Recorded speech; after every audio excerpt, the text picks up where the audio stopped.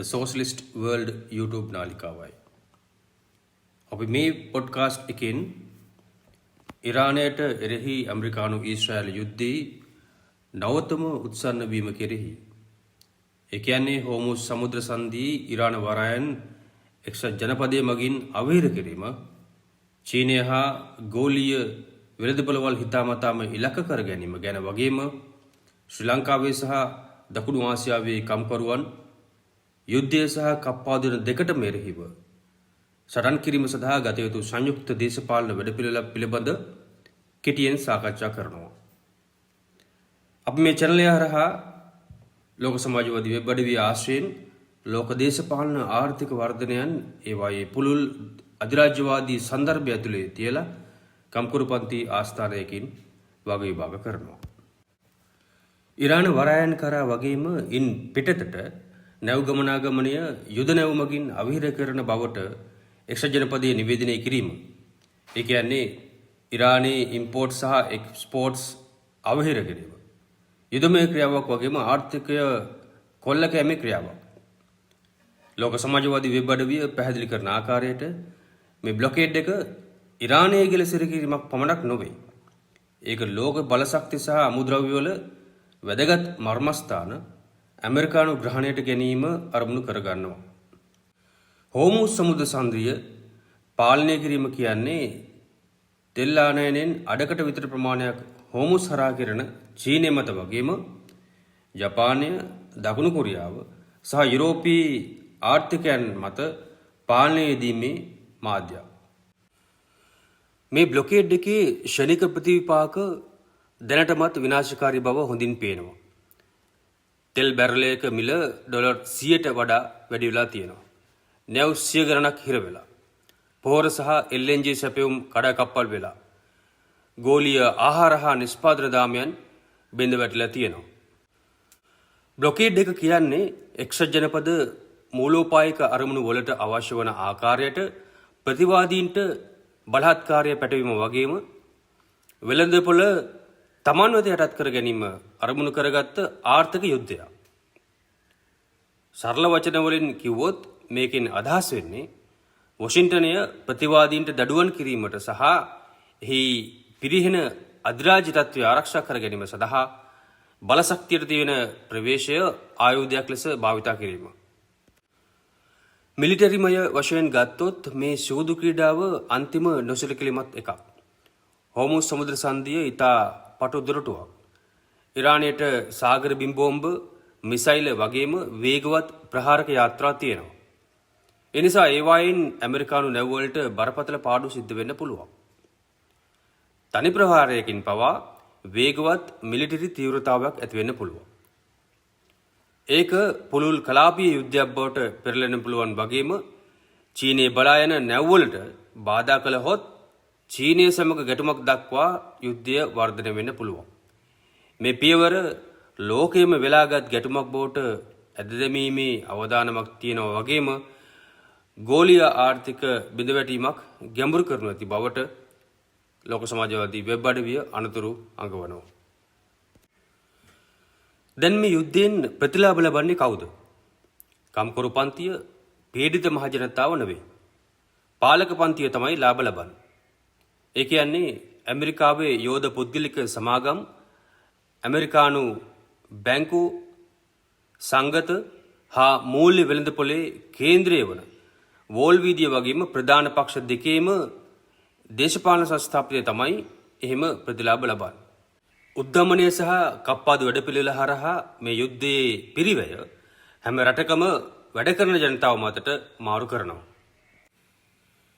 යුද්ධයේ වෙළඳපොළ සහ මූලෝපායක වාසිය පාලක පන්තිය වෙත ගලායම තහවුරු කිරීමට ආණ්ඩුව වැඩ කරනවා. ඇමරිකාවේ ඩෙමොක්‍රටික් පක්ෂයේත් රිපබ්ලිකන් පක්ෂයේත් නායකයන් අතර විදේශ ප්‍රතිපත්ති උපක්‍රමික දේවල් සම්බන්ධයෙන් වාදිවාද තියෙනවා. හැබැයි ඔවුන් සියල්ලට තියෙන්නේ එකම අධිරාජ්‍යවාදී අරමුණ. ඒ කියන්නේ යුද්ධයට සැබෑ ප්‍රතිරෝධය ධනේශ්වර දේශපාලන වර්ණාවලියෙන් පිටතින් ඒ කියන්නේ දේශපාලන වමෙන් තමයි එන්න ඕන. ඒ නිසා තමයි අපි ශ්‍රී ලංකාවේ දකුණු ආසියාව පුරාත් කම්කරුවන් සඳහා වූ දේශපාලන වැඩපිළිවෙලක් යෝජනා කරන්න. මේ නාවික අවහිර කිරීම සහ ඉදිරියේදී ඇතිවිය හැකි ගෝලීය අවපාතය ශ්‍රී ලාංකික කම්කරුවන්ට දැඩි ලෙස බලපානු ඇති. ඉන්ධන, ආහාර, ඖෂධ මිල ඉහළ යාම, සංචාර කර්මාන්තයට වන බලපෑම, අපනයන සීමාවීම් මගින් ඇතිවන කම්පන වගේම පාලක පන්තියේ යුද්ධයට අනුගත වෙමින් සමාජ සහන කප්පාදු කිරීමේ IMF නිර්දේශ අකුරට ක්‍රියාත්මක කිරීමේ ආකාරයෙන් මේ බලපෑම මහජනතාව එදිනෙදා අත්විඳිනු ඇති. මේ කප්පාදුවට හා යුද්ධයට විරුද්ධ කම්කරු හා පීඩිත මහජනතාවගේ සප්‍රතිපත්තික දේශපාලන වැඩපිළිවෙලක කාරණා කීපයක් අඩංගු වෙනවා. මූලික වශයෙන්ම රැකියා, වැටුප් වගේම මහජන සේවාවන් ආරක්ෂා කරගන්න අවශ්‍යයි. යුද්ධයේ අවශ්‍යතා හෝ යුද්ධය නිසා කියලා සාධාරණීකරණය කරන ඕනෑම සමාජ කප්පාදුවකට, පොදුලීකරණයකට හෝ ප්‍රතිගාමී බදුකරණයකට ඔබ විරුද්ධ විය යුතුයි. රාජ්‍ය වියදම් යුද්ධ ලාභ සඳහා නොවේ, සෞඛ්‍ය, අධ්‍යාපනය, ආහාර, සහනාධාර සහ මහජනතාව සඳහා ඉන්ධන හා බලශක්තිය ආරක්ෂා කිරීම සඳහා යෙදවිය යුතුයි.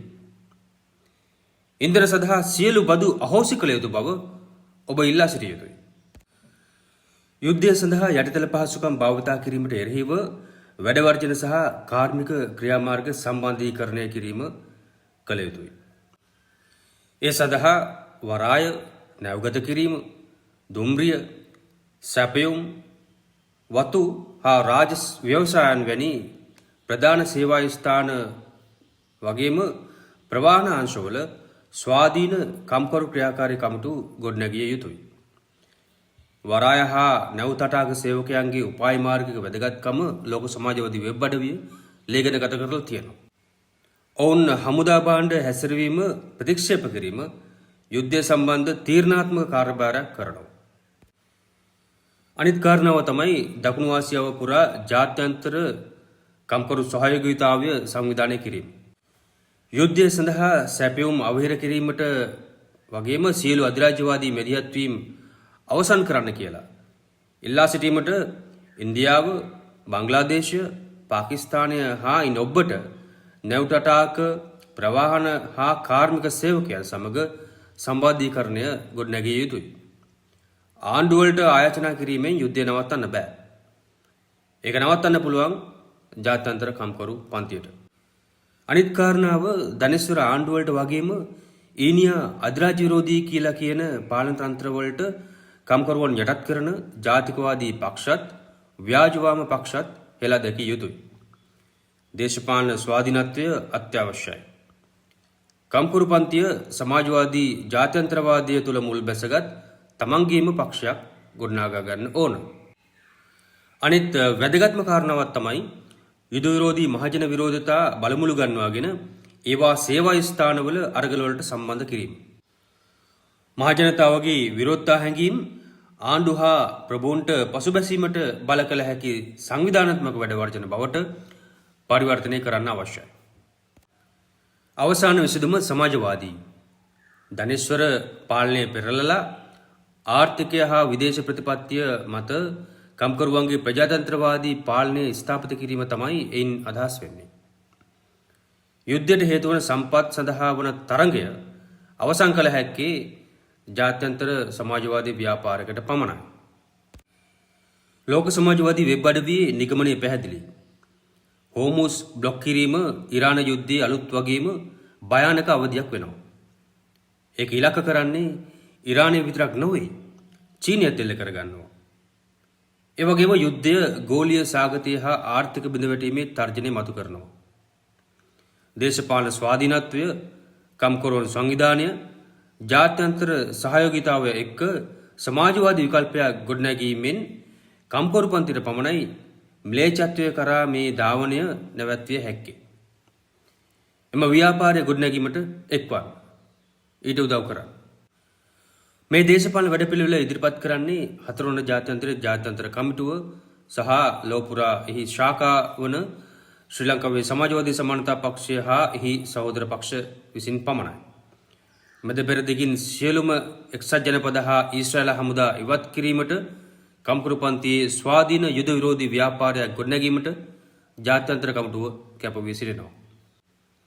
wsws.org සහ thesocialist.lk වෙබ් අඩවිවල නවතම විශ්ලේෂණ කියවන්න.